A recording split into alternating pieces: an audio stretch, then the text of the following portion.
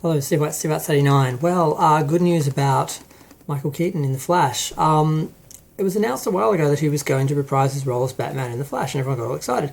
And then he turned around. It wasn't written in stone. It was just that they were actually in talks to for him to be in the film. It wasn't actually set in stone, but everyone just assumed it was going to happen because why would they announce that if they weren't really confident it was going to happen?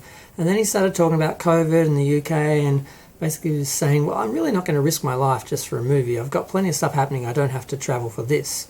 And everyone's like, oh, no, it's not going to happen. But apparently it did.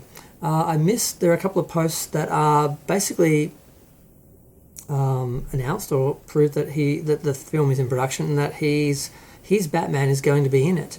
Now, I first saw this on Den of Geeks, and I'm very disappointed because the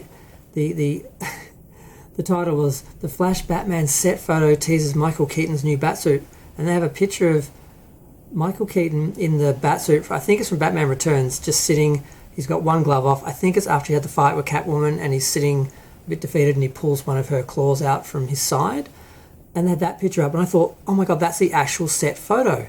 What it actually is a photo that the director Andy Masushiti or something, I can't pronounce his name, put up on Instagram, which is a close-up of the yellow bat symbol, looking much like it did in Batman Returns, because from, I think, Batman Forever, I think from then on, the whole suit was just black and there was no yellow in the symbol, which I hadn't thought about, but yeah, there was only the first two Batman films that actually used that.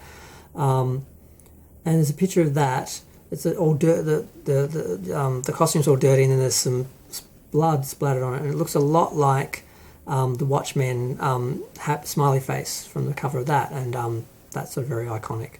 So yeah, I was a little disappointed because I thought, because they said set photo, that's not a set photo. That's like a close up, that's like promotional photo. That's like a photographer's taken that. It's not like an on-set photo of the actor, so we still don't know what the costume is going to look exactly like.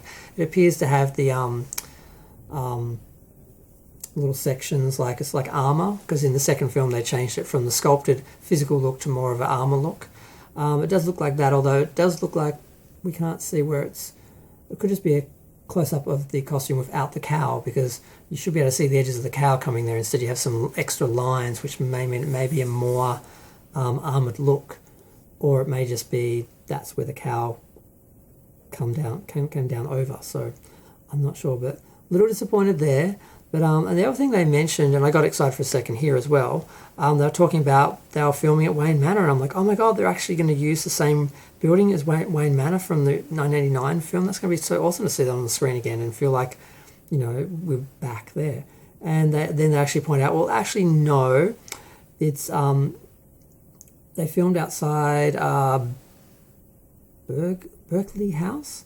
It's a 16th century English country house in Stamford, England, which looks a lot like the Knebworth House in Hertfordshire. Probably shouldn't have tried to pronounce any of these. I don't know where any of these places are, but it's not the same building. It does kind of look like it, but it's not the same building. I'm like, this makes me worry because the costume, it doesn't look exactly the same. They're not using the same house. I mean, what is so difficult about going back to the same set, the same building? As far as I know, it still exists. It's existed and survived since the 16th century. I think it's still around now. If you want to be authentic and actually treat this with some respect, you might want to go and film at the actual locations, not just find ones that look a bit like it, which is what they've done with some of the Amityville films, which is just a disaster. Just go to the original house. Just pay the extra money. I'm guessing the people know that we've got your house, you need us, so they're asking for more money, so they just went and filmed somewhere else who was quite happy to get the money. So a bit disappointed there, but I mean, it's good. He's back. It seems to be it's set in stone now that he's back, and they are trying to recreate that look, that era, but whether they do it successfully, whether they're actually committed to it, or whether it's going to be like, Star Trek Discovery acknowledging past things where they just do their own version of it. This looks and sounds nothing like the original and just ends up insulting you. I'm not sure. I mean, I'm feeling really cynical now with what's happened with Star Trek, what's just happened with He-Man, where Kevin Smith is still claiming that, the series isn't a feminist reboot, where Teela is now the hero and He-Man is basically killed in the first episode, and then she takes over. That's the rumor.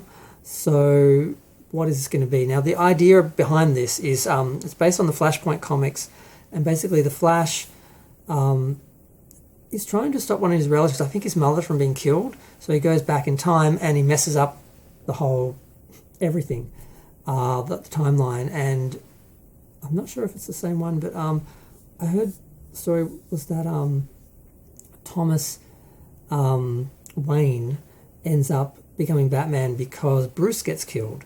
So whether that's just the story that the badge was related to, because they were talking about different stories, now I'm getting confused because I don't know a lot about the comic history of Batman.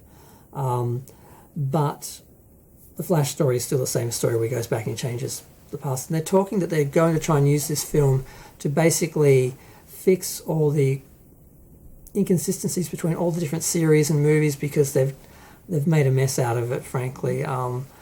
But I'm a bit worried because the writer is the writer of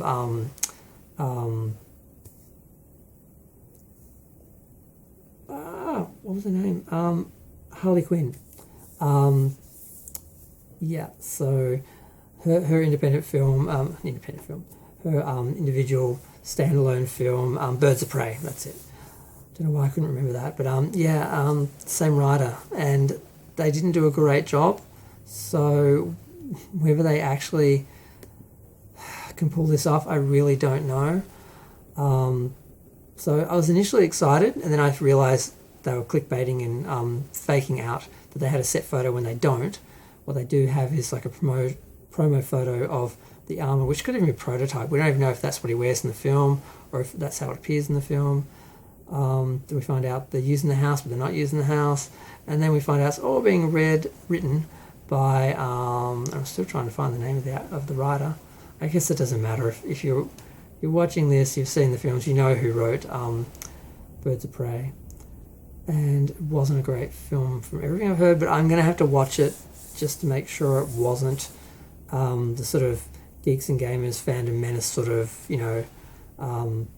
attack, and it actually might have been a decent film. But from everything I've heard, it didn't really do a good job of making the characters, real. Basically, they sort of brought in some elements and ignored others, and the big problem with all these films is they don't respect the cartoon canon, the comic canon, and they just do whatever they want, and they alienate the fans who already know the characters and expecting something, and they aim for other fans that they don't usually get because they don't care about superhero films, and no one's really happy.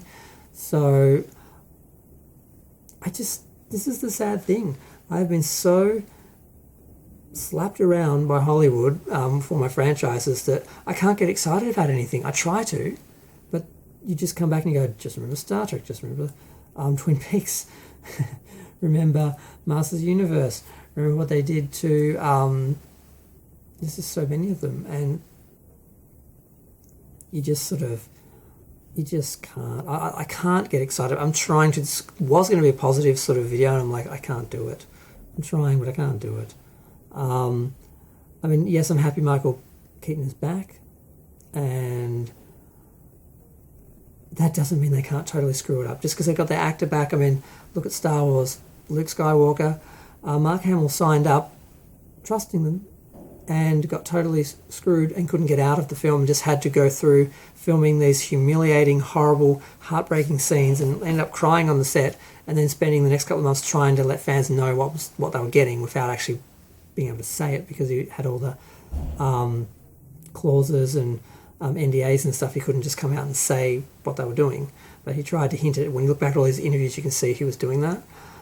It's just really heartbreaking. They could do the same thing with Michael Keaton.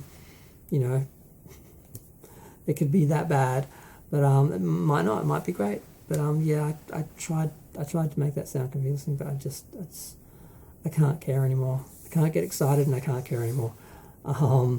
Even though I'm trying, it's sad. And I'm realizing this as I say it, because I don't script my stuff. Obviously, I just talk. This is my YouTube therapy. Whatever I'm excited about or upset about, I just talk about. And often I'm just realizing it as I'm articulating it. And yeah, I'm glad he's back, but I'm just more worried about what they're going to do with him.